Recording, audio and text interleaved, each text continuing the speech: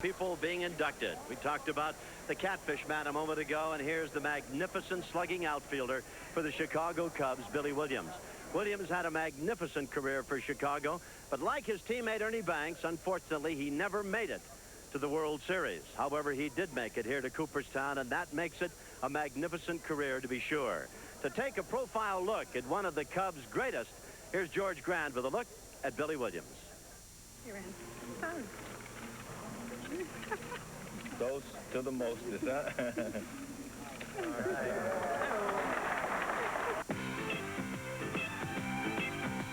Billy and Shirley Williams had good reason to smile and toast each other on the night of January the 14th. After years of waiting, the 18-year Major League veteran was finally in the Baseball Hall of Fame. Well, the smile on my face tells the story, George. I waited 6 years for this. I know when you first come up to the big league, you enjoy playing baseball, and you just have fun playing it. And all of a sudden, you reach this time of year where you inducted with some of the greatest ball players who ever played the game, and they recognize you as that, and it's just a great feeling. While Billy Leo Williams spent the last 2 years of his career in Oakland, he'll always be remembered as a Chicago Cub. And as a Cub, he made history by playing in a then-record 117 consecutive games. The streak allowed me to do what I did in the game of baseball. I wouldn't have accomplished 426 home runs, 2,700 hits, if I had not been healthy enough to be in the lineup. If I hadn't wanted to be out there when my ball club was on the field. Certainly that's one of the, I guess, the things that kind of connect my career in baseball. But I think the consistency of, you know, being at the plate with the ball game on the line, getting the base hits, 2,700 hits, and winning the batting title in 1972. Those are the kind of things. 426 home runs, over 2,700 hits, and a legacy in Chicago that has always placed him among baseball's elite. Billy Williams, where he belongs in baseball's Hall of Fame. Only a handful of players ever have matched his everyday consistency. He played in 161 or more games in 8 straight years. On October 23rd of 1974, was a sad day for Chicago Cub fans, for that was the day that Billy Williams was traded to the Oakland A's for 2 pitchers and an infielder. Billy would retire after 2 years in Oakland and eventually return to the Chicago Cubs as a superior coach and hitting instructor. Ladies and gentlemen, please welcome a player who came to play and produce every day, Mr. Billy Williams.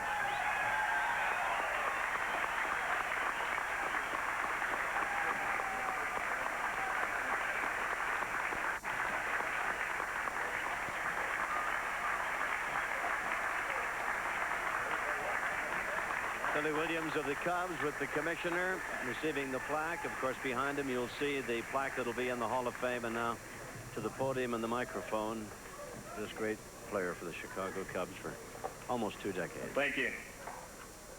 Thank you very much. And it all began in 1956 with Ivy Griffin signing me to my first professional contract. And of course, there was Buck O'Neill when I was making my transition from the minor league to the major league, who counseled and guided me through those adjustment periods. And there were the teammates I had in the 60s and in the 70s, which were some of the greatest, especially the 69 ball club.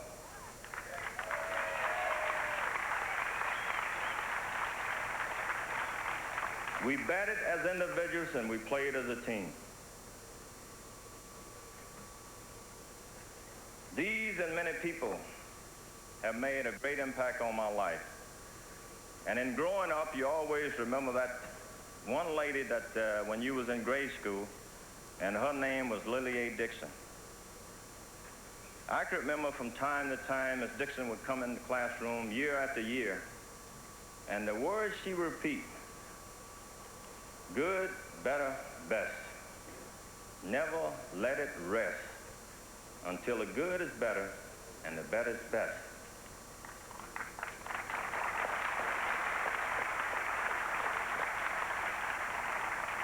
I knew the words meant nothing as a youngster. But year after year, they would surface and become more and more pronounced as my career unfolded. By working hard, I wanted to be the best ball player in the big league. I put these words into action and worked hard and hard each year. These few words were the driving force behind my desire to succeed. In baseball, the measurement and pinnacle will and always be election to the Baseball Hall of Fame. And now that I'm here in the Hall of Fame, I think I could say I'm one of the best.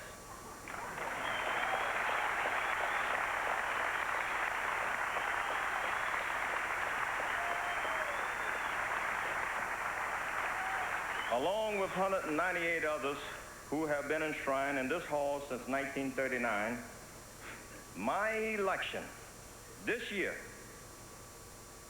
is of special importance to me. If it weren't for the courage of three great men 40 years ago, I might not have the opportunity to have played 18 years in the big league and stand before you today. What occurred at that time took a deal of courage and the belief and ability of one man and of the righteousness and the decision of the two others. In January 1947, the owners voted 15-1 to keep blacks from the major league. That vote led Branch Rickey, who was the president and owner of the Brooklyn Dodgers, to call Happy Chandler. Shortly after that phone call, history was made in a place called The Cabin in Versailles, Kentucky. During that meeting, they decided to bring Jackie Robinson into the Major League, paving the way from the minority participation in America, the greatest pastime. And it had nothing to do with the color of Jackie's skin, but all to do with his ability to play the game.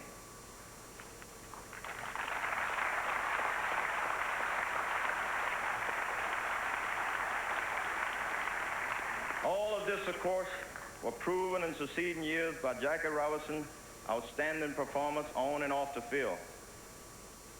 An induction to Baseball Hall of Fame in 1962. This followed by the induction of Branch Rickey in 1967 and of Happy Chandler in 1982. All of these great men deserve thanks and gratitude for taking that courageous step.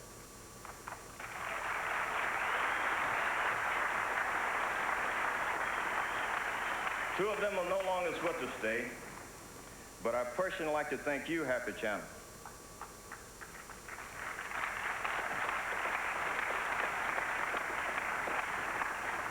For your outgoing and steadfast support in the game of baseball, not only as commissioner, but from year to year coming up here and getting involved in these annual ceremonies. Thank you, sir.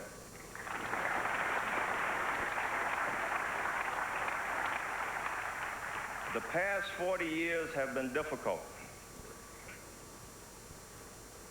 but it was laid, the ground was laid by such stars as Jackie Robinson, Larry Doby, Marty Irvin, who is with us, Satchel Paige, and others.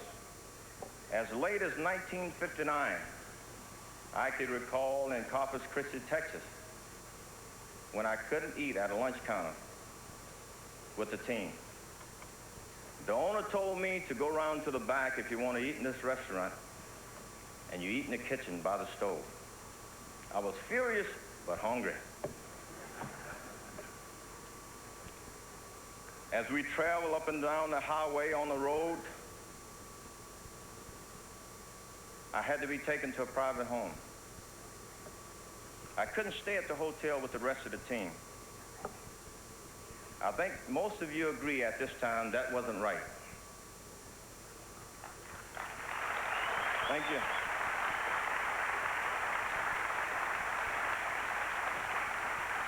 These injustices wasn't fixed by Major League Baseball. They had to be fixed for all minorities years later by the government. This ceremony today is a reason to celebrate, but it's also a time for reflection, a time to examine the game's strengths and weaknesses by improving what is good and correcting what is bad.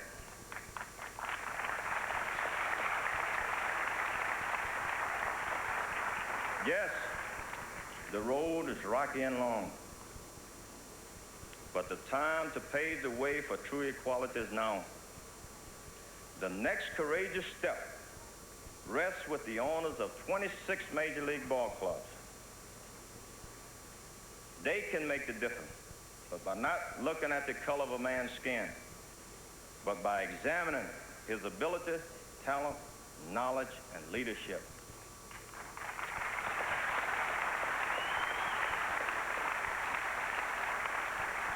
If this is the land of opportunity, then let it truly become the land of opportunity for all. Questions have been raised in the recent months by the media about the participation of blacks and other minorities in decision-making position in baseball.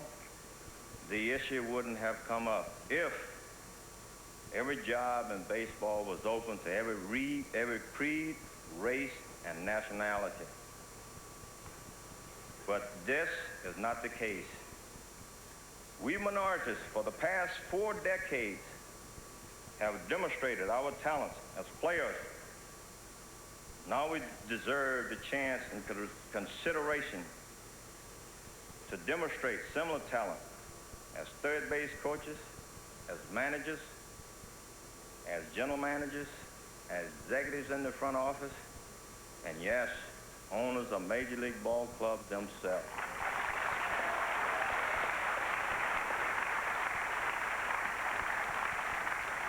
Baseball has become considered America's favorite pastime.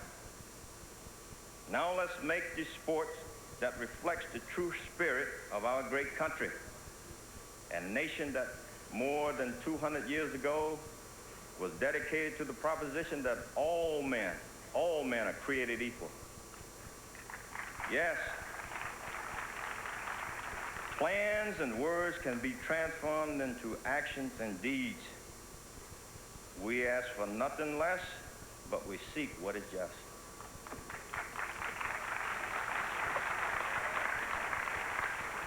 I know the experience I've had over the past years as a coach have helped me to prepare the days when I'd be considered for managerial or executive position with a Major League ball club. I always set high goals for achievement and looking forward to and welcome the challenging opportunity. As I reflect my life, I often think back to my mother's favorite hymn, and it was "How Great Thou Art," which also have become a great hymn of mine. The words reflect the beauty of life and the appreciation each of us should have for the special blessing that is ours. And I ponder them often because I thank the Almighty God for giving me the ability to play Major League Baseball and protecting me over my 2,488 games. The opportunity to have made so many friends in this game of baseball. I know God is watching over us and contributing to this joyous occasion by granting us such a wonderful day. Thank you for joining me at this most precious time of my life. Thank you, and thank you very much. Billy Williams of the Chicago Cubs, a very serious and somewhat impassioned speech as he too accepts being inducted into the Cooperstown Hall of Fame. Crowd standing almost as one to salute the Cubs' great Billy Williams. We'll be back with more coverage.